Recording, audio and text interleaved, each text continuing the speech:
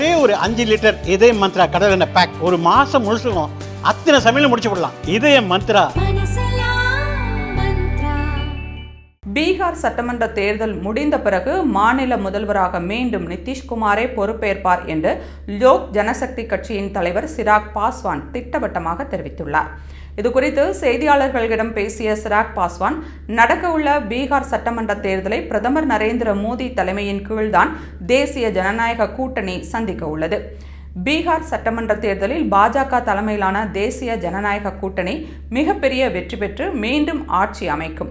அதே நேரத்தில் தேசிய ஜனநாயக கூட்டணியின் முதல்வராக மீண்டும் நிதிஷ்குமார் தான் பொறுப்பேற்பார் என்று தெரிவித்தார்.